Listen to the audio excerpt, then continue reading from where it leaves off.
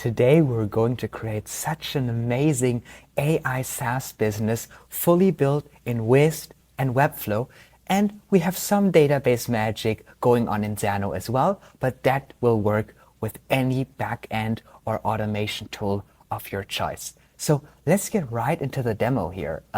Let's just put a prompt in here.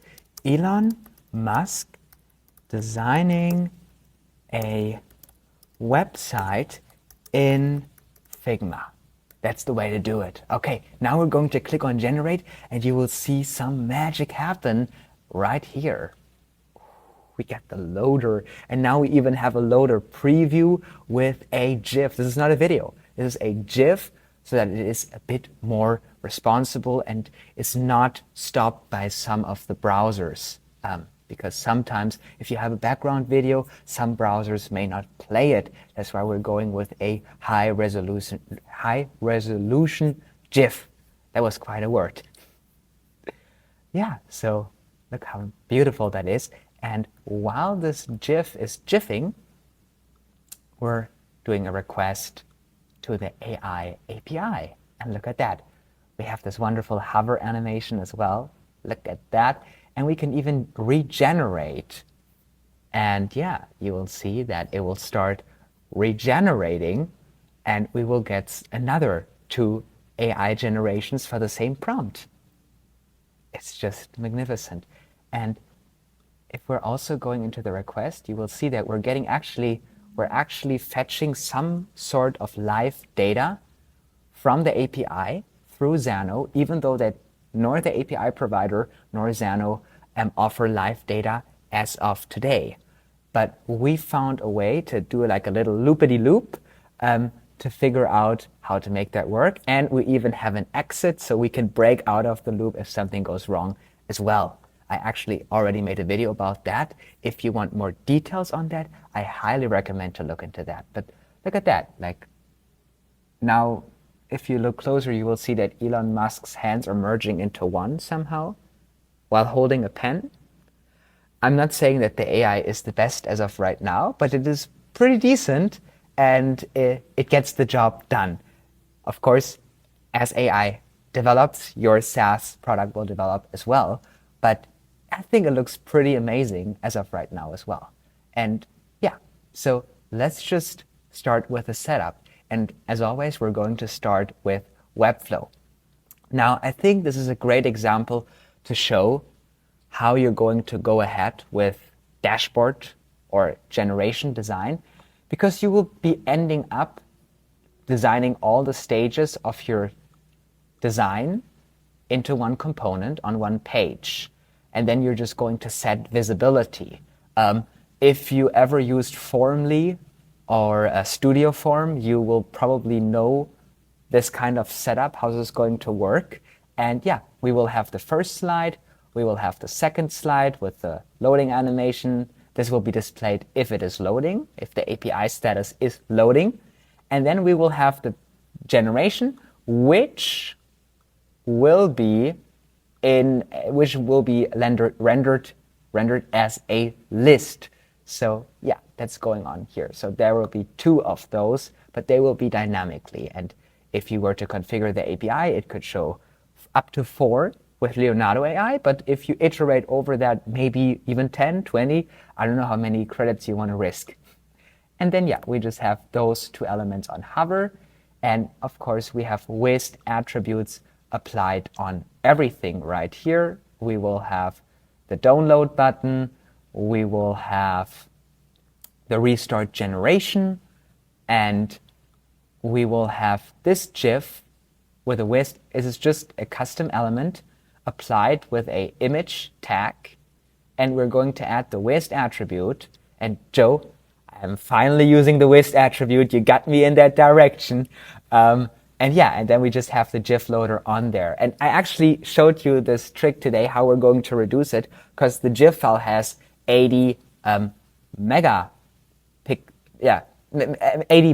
that's it, megapixel. We're not selling cameras here. 80 megapixels. So, megabytes, not megapixels, oh God. So it will have 80 megabytes. Now we're talking technology. And yeah, so it's quite of a big file. So we want to make sure that it only gets initialized when we need it. That's why we have the GIF loader rendered in Wized, and we're not going to use a background video because that will play the whole time in the background, and we don't want that to happen because we don't want a laggy experience. And then we just have the CSS loader. You will be able to inspect that in the Clonable if that is something that interests you. The only thing I would do is just copy, paste that somewhere in the site. But if you are a CSS expert, you may want to look into that. And yeah, then we have the generate button, which is not a submit button.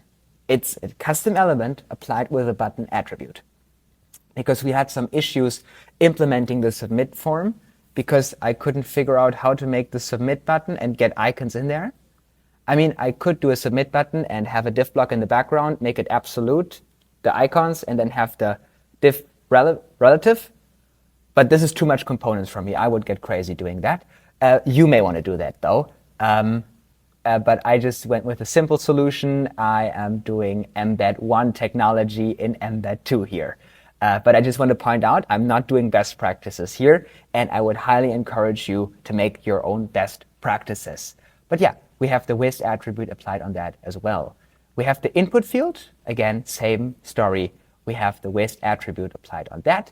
This all is nested into a form, which also has a form attribute applied on that, in case you want to go with the onSubmit action as well.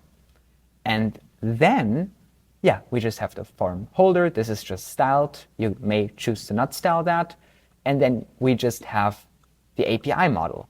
Now I also want to show we have the Wized skeleton for 1 second applied to it, as well as the Wized attribute of input holder. This will be the initial visibility, but the visibility of input holder will be removed when the generation started. So then on the generation item, we have the Wized attribute of loader holder, also with Wized cloak applied to it, so we don't have it content flash. So this will be set visible after the generation started, as long as it goes. And then we have the response. This will be only shown if we get a response, a 200, a successful response from our API, and then start rendering the list as well. For those 2 components here, we have Wized cloak applied to it. We don't have Wized cloak on this because we want this to be there from the beginning. So we want this to content flash because we're not removing visibility from it. So think of it like this. It's coming and it's staying. With Wized cloak, if you don't have it applied on something where you set visibility, it's coming and it's going. That's how you get content flashing, because it's coming and going, coming and going. But we don't have that because this is just coming and it's staying here because this is the main instance. So we don't need to have Wized cloak applied to that. So let's just publish this. And yeah, if you want to watch my tutorials, there's like the link to my YouTube channel right up here. And yeah, let's go to Wized and let's go through the setup here, because this is quite something. Not quite something in the bad way. It is quite something that is really amazing. It's quite something amazing. So again, this is how I folder my things. We have it foldered by system, utilities, content, visibility. So system is all the technology, variables, cookies, API requests. That's system. Utilities is a button that goes somewhere. That's something I consider utility. And then we have content. Content is in this case setting the image as a HTML attribute. Visibility, explanatory, it will set the visibility of the icon right here. It will set the visibility of the spinner, of the loader thing. It will set the visibility of all those instances. So the different screens we saw in Webflow, they are not showing right now because we are setting the visibility in here. So that is what we are doing right here. So the nice thing about that is, let's just first walk through the system, because the system will depend on what's going on here. So we have first of all, we're going to generate the video on click and calling the API. We have this applied to the button, like in embed 1. We have on event on click. This is not accessible. I would highly recommend do on submit. But in this use case, for a UI perspective, I wanted to go with onClick. Then we have the run function. And what this is doing, in case we have any past generations, which I also explained in a previous video, which you may want to look into, we're resetting all variables. And we're clearing the loop count, we're clearing the generation status, because we're starting with a new generation. We want to blank everything out. And then after that, we're going to do an onEvent click as well, and we're going to perform the request of create image. Now this is where it gets very interesting, because we have this request create image. So if I were to type a prompt in, Elon Musk, for example, or Elon Musk on the moon, if we want to level it up by 1, we are going to get something like this. You see, generation status, we are going to get a new UID, and we are going to see it just cost me 30 credits. But we're not getting the image. What's going on here? This is a two-system API, what they build, at least at Leonardo, and this is how most AI APIs are built. You have one instance creating the generation. My head now would be the API that is doing the stuff, it's rendering, and after a few seconds, I can call this API and see, by the way, is it still going on? It's still going on. Oh, actually, now it finished, so I would say, yeah, it's done. And we have a second API endpoint communicating the status with us. So yeah, this is what we're doing. We're just entering the prompt in here as a variable. There are enough videos on how to configure your requests. You may want to look into them on the Wized YouTube channel. So then we have this other thing you will see where we will get the image status, and this will actually now return the image since the status was successful, right? If it wasn't successful, right, if nothing was defined, we would get an error. Or if we would do Elvis on stage, we would be getting, it would automatically already trigger, but we would be having to wait in Xano for a few seconds because we have the sleeper function in there. And we would get now, oh, error, it's precondition failed because the generation is not done yet. Just wait a moment. And we're retrying this again until we're going to get the response, yes, you're good, it's done, it's working. And we're passing on the generation ID, which we will be setting in a query parameter. We will be not using a variable, we will be using a query parameter because this is a more secure way of doing that as far as I'm concerned, because if you leave the page but come back to it, you still have your progress saved. And in a session variable, even though you may clear it, that may cause some issues that it searches for an old generation, even though you have a new generation. So I chose to use a query parameter like Google does it too. And yeah, I'll just trust their developers for good decisions. So yeah, let's, so we went through that. Now let's go through the get generation ID. So if the request of generate image finishes, so this is the request I'm going to send right here on Elon Musk on the what's going on? On the moon. So when I click on right here, this request here will give us immediately a success, right? So when this request gives us a success, right, and this equals 200, meaning it was successful, we're going to run the function to add the generation ID onto the query parameter. I actually made a whole video just on query parameters. You may want to look into that. It will be very helpful to get a complete understanding on how we're going to proceed.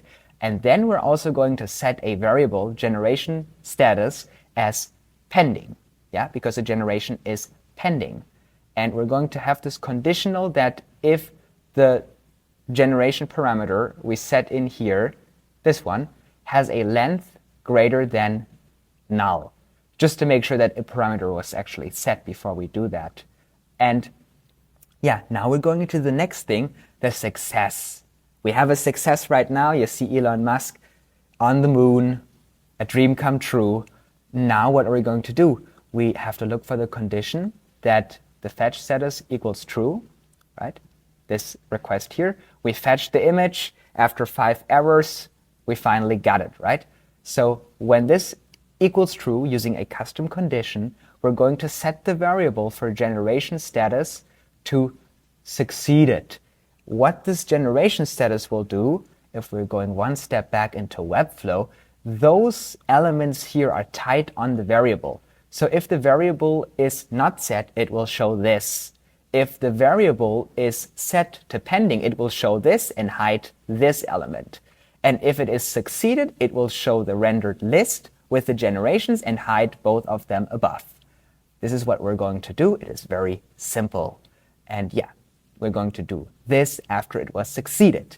Now we're going to do another request, which actually should be one on top of here, but it is now number 4. I may change that real quick just to be an example of how to do it. Okay, so let's go one step back again. At the risk of using another 30 credits, I'm going to do Elon Musk in the Cyber Truck. Wonderful. We're going to generate that. And now we have a custom condition. And this custom condition will do generation status equals pending. We have that. And the generation parameter was set. And it is requesting doesn't equal true. So what this is doing is we're just looking that we don't rerun this fetch request if this fetch request is already running. So we're building a loop here that is saying that if the fetch request, so first of all, that if we're pending and a query parameter was set, we want to start fetching the image. And now we want to only fetch the image if I'm not already fetching the image. If I'm already fetching the image, I'm going to wait until it finishes, and then the status will be again, it is not fetched yet, I will fetch again. I will not fetch while I'm fetching, I will fetch, wait until I'm completed, nothing yet, I will fetch again. Oh, now something came, okay, now I'm going to stop fetching the image from Leonardo's API. And this is exactly what we're doing here. And if you go into the video to break out of the loop, you will see more details on this setup. But we have a counter. So every time we fetch, we add +1 to the variable to make sure that we're not fetching too many times and that we're not getting any API restrictions, any timeouts, or that we're not calling an API too many times we have to pay for, right? And look at those images. It's not the Cybertruck. It looks more like a Land Rover, but, you know, AI is getting there. So we just moved that up here so we can skip this with a success status that we'll just set after it was generated. And now we're going to render the list. This is this thing right here. So we have the holder of the image. We're going to render it dynamically. And again, I made another video about that to look into the variables so that you can actually return things based on an if statement. So if something was fetched, right here, you look at that, if something was fetched equals true, we're going to return in the render list this array of the data that was fetched. And if nothing was fetched, we're going to return an empty string right here. So the nice part about that is we don't render a list if no list is there. So again, going back to the initial video, we're reducing the bandwidth, we're reducing the capacity of the page, of the load that we're putting onto our web app to have a smooth experience, especially for an AI SaaS business, super important. And then, yeah, we're just going to use an iterator. If you want to look into how to use an iterator, there are enough videos about that. This is a bit more advanced, so we're just going to skip the baby steps, but we're also emphasizing on the baby steps in further videos as well, so look out for them. And yeah, then we have an event action, again, custom condition, that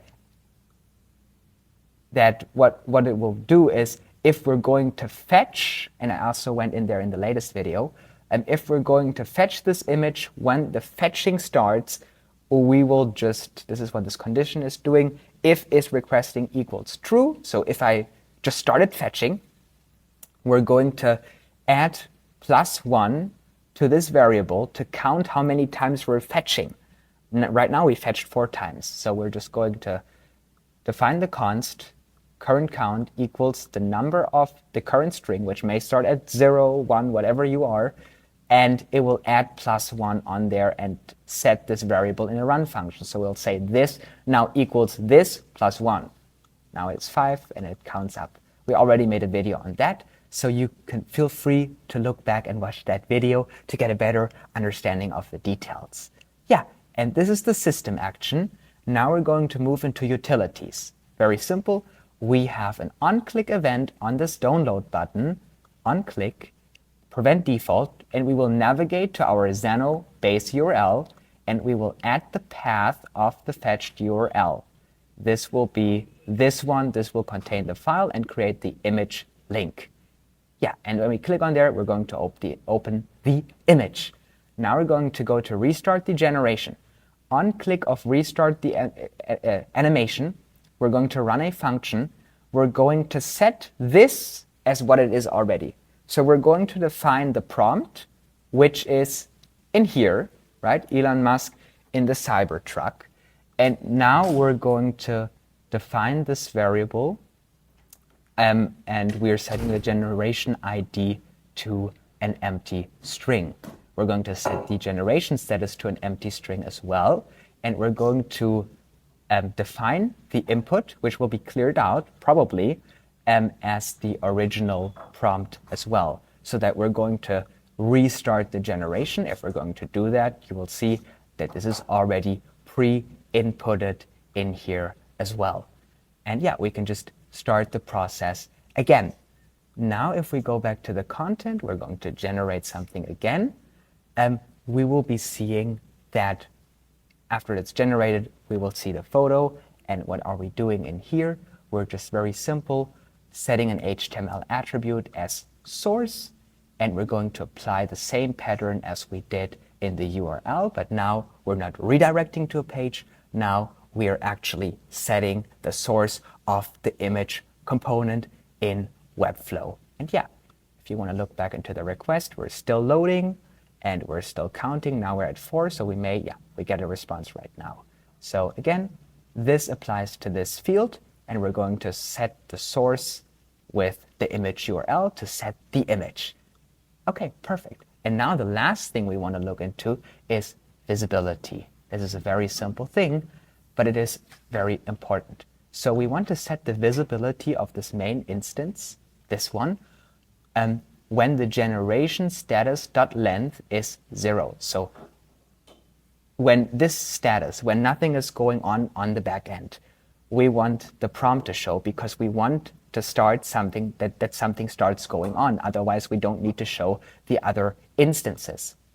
Now, if the image request is requesting doesn't equal true, we will show this icon, right?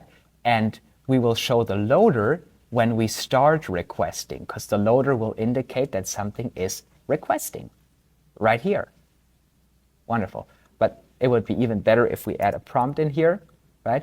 And now it will switch that over because we're requesting something. So it will set the visibility from the icon to the loader, because we're loading now something. We're starting the request. This is what it's indicating. Now we will have this instance, the loader holder set, for the visibility that if the generation status length is greater than 0, so we have it's greater than 0 and doesn't equal succeeded, because we don't need to show a loader if the request succeeded, right? Makes sense. And this is true in this case. So we're going to see that. Now, since it is succeeded, it is not true, because not succeeded, it may be 1, but it is still succeeded, so we're not going to show that anymore. Now we're going to set the response holder. Very simple. This is the frame that is around the photo. I don't know what that is, but this is what is around the holder, and we're going to set this if the request equals succeeded.